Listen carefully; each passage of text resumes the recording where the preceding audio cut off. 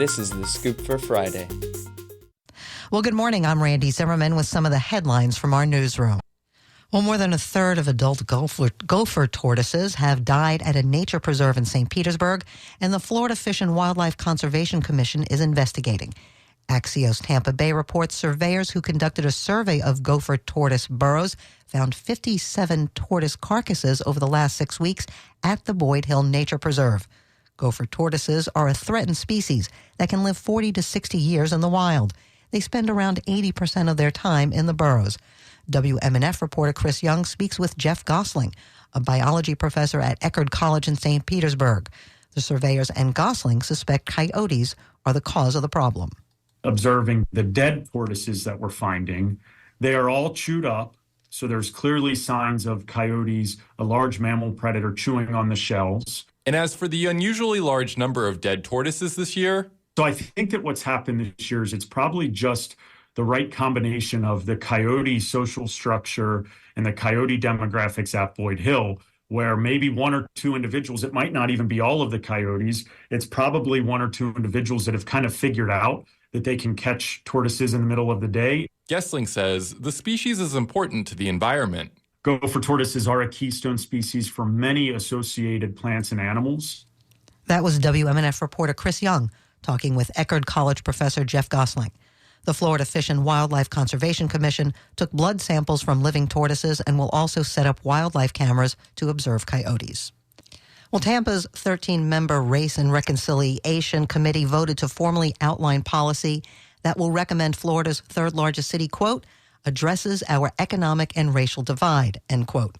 The committee plans to investigate 5 topics: affordable housing, development, youth empowerment, residents returning from prison, and ignored history, according to the Tampa Bay Times. The committee was created in the year 2020 after the Tampa City Council unanimously passed a resolution apologizing for, quote, any and all past participation in sanctioning segregation and systemic discrimination of African Americans, end quote. Before the committee can get to work investigating and creating the report about persistent inequities in the city and ultimately recommend policy, the proposal must first be signed by Mayor Jane Castor. In other Tampa City Council news, WMNF's Jimmy Rosilio reports that some folks are working to protect downtown's library. Tampa City Council voted unanimously in favor of making the John F. Germany Public Library a local landmark. The designation protects the structure at the highest level the city can offer. Any changes to the building, like the demolition of the annex in 2020, must go through a strict review process before it can happen. Amy Espinoza and Elena Paris-Ketchum lead the charge to protect the library.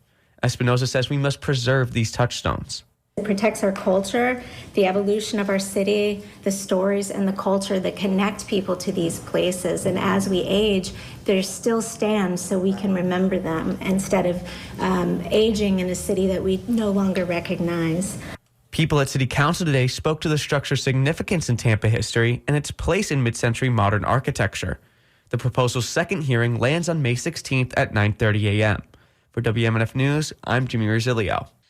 Well, advocates for and activists supporting those without a permanent home in Florida are getting ready for the summer heat, trying to ensure alternative after recent statewide legislation that bans sleeping outdoors and heat protections for workers. As housing and homeless reporter Lillian Caraballo reports from that area. Number of emergency cases last summer: burnt feet, dehydration, heat strokes, and seizures. Many lives were lost. This year, warmer weather is expected to grow into life-threatening heat conditions again. Neurologist Dr. Pia Valvasori says many people without shelter experience some form of disability or chronic disease and are at higher risk of heat-related injuries and death, especially as heat waves are getting longer and more intense. Mortality rates are greatly underreported. Deaths due to extreme heat outnumber any other natural disaster. You can also see the devastating economic consequence of extreme heat events in our nation. Valvasori says this year, the organization is collecting a list of additional safe spaces like libraries, gyms, and community centers to help save lives. In Orlando, I'm Lilian Hernandez Caraballo. And it'll be sunny and warm today. This morning will start off in the low 70s, but quickly reach the mid-80s by late morning. We can expect temperatures to hit near or at 90 degrees. However, humidity will stay low throughout the day.